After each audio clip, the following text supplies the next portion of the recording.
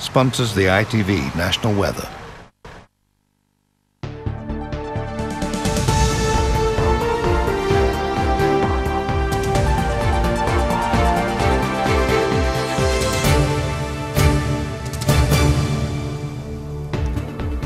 Good evening. An inquiry into the non-return of ashes of dozens of babies cremated in Shrewsbury has made 16 recommendations regarding cremation practices. The cases of 59 infants over a 15-year period were examined, and ashes were not recovered in 51 of them. Callum Watkinson reports. If the publication of this report was supposed to make the families of the babies whose cremations it examined feel less sorrow at what they have suffered, it did not have the desired effect. What were you hoping to hear today? The truth. The truth that it was human error, not equipment.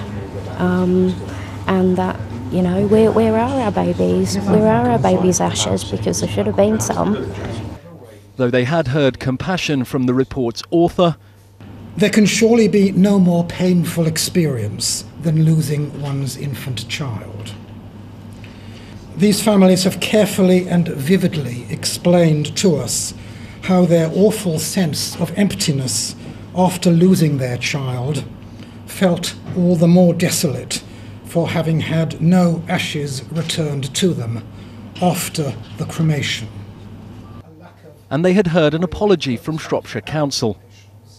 On behalf of Shropshire Council, I'd like to offer my sympathy and sincere apologies to the bereaved families for the distress that they've suffered following the cremation of their baby or child at M Street Crematorium in Shrewsbury. The report found that cremators in use here until 2012 did not have a special infant setting, that staff regarded the absence of ashes in the case of babies as the norm, and had no experience of practices at other crematoria, including here in Shropshire, where the ashes of babies were being recovered. Among 16 recommendations were that an independent inspector should be appointed to check cremator technology and promote best practice for infant cremations, that there should be a single and authoritative code of practice for baby and infant cremations, and that minimum standards of training and continuing development should be drawn up for staff. But the looks on the faces of some of the families as the press conference concluded said it all. There were answers they were hoping for today that they simply didn't get. Glenn Perkins from Shrewsbury is the father of one of the children who was cremated at Shropshire Crematorium. Olivia was just 4 months old when she died from sudden infant death syndrome in 2007. He was later told there would be no ashes following the cremation, and he told us about the effect this has had. The impact on my family has been massive. The impact on me has been immense, to be honest.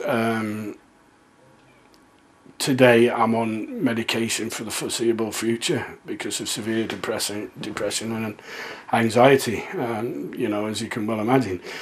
I also have to see a psychological therapist. You can accept the fact that you can't have your child after death. But after cremation, you should have something back, some physical fulfillment that your child is laid to rest, her body's laid to rest finally. We didn't have that. It's almost, the feeling is almost like her being kidnapped. I'll never know where she is. It's bad enough not being able to hold her and celebrate birthdays and stuff with her, but we can't even commemorate the anniversary of her death because we can't take flowers, we can't put teddy bears there, we can't do anything that normal grieving parents should be able to do, and that's to be wherever she's laid to rest. I go to bed at night and I cry. You know, I do cry. I'm only human. You know, I shed bucket loads of tears. Hearing about other people's stories, you know, that makes me very emotional. But what I feel towards those people that I consider to be negligent in what they've done, I feel great anger. absolute massive amounts of anger, because they've taken away my child again, you know, and I'm not going to get him back this time. That's Glenn Perkins from Shrewsbury. In other news, a murder investigation has begun after the death of an inmate at Long Lartin Prison in Worcestershire. John York, who was 25, was pronounced dead yesterday evening after he was found seriously injured in his cell. Two men, aged 30 and 46, have been arrested on suspicion of murder. A man who was stabbed to death in Handsworth in Birmingham in the early hours of Sunday morning has been named by police as Lukas Fermanek.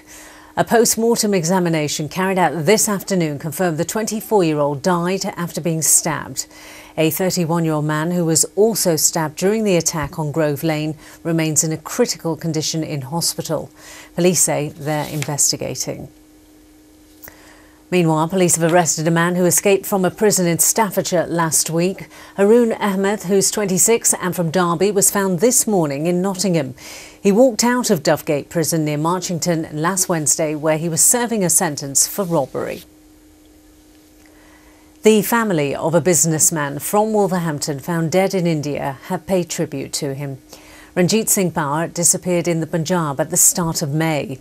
His son has described him as his best friend and teacher.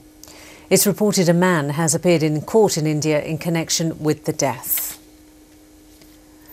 The Chancellor of the Exchequer, George Osborne, says the Midlands should get more power and become an engine for the UK economy. Whilst touring the region today, he spoke about government investment in local roads and railways, and he challenged local politicians to come up with plans for devolution. Our correspondent Gareth Owen reports.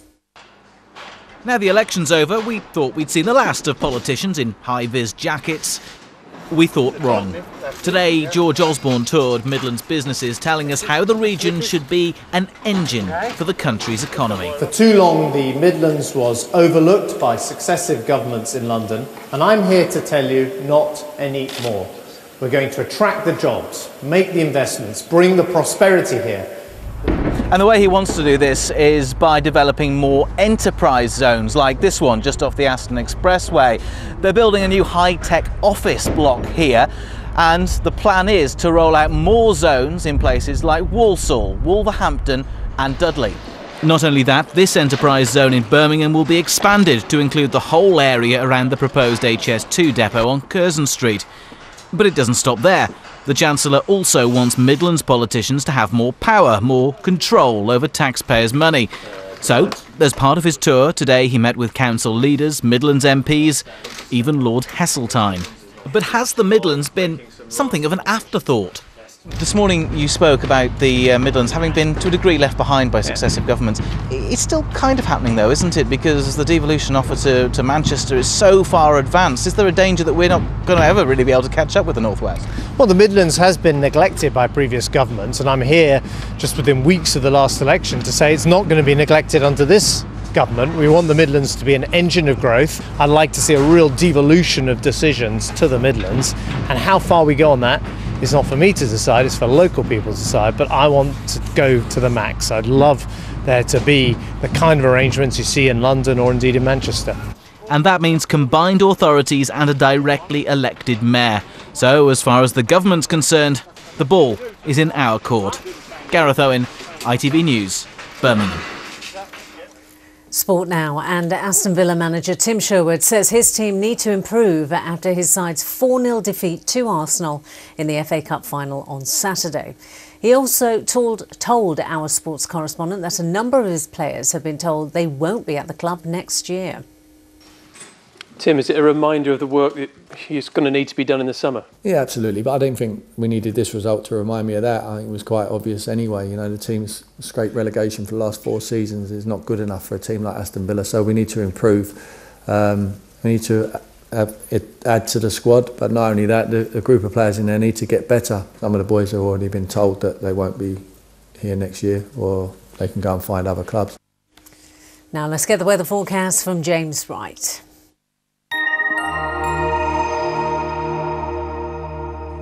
There, good evening. A wet and windy night ahead of us. Yellow warning in force across the whole of the region. You have to wait until Wednesday for things to really settle down.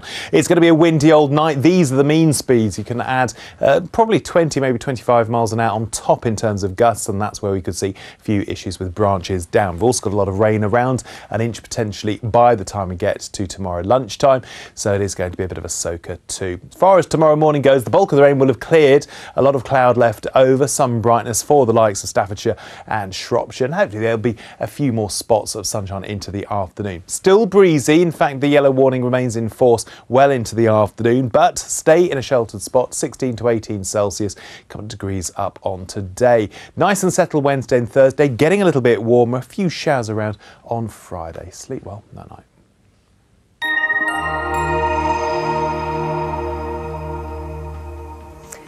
And that's all we've got time for tonight. As always, further details on our website, itv.com/central. But from us for now, good night.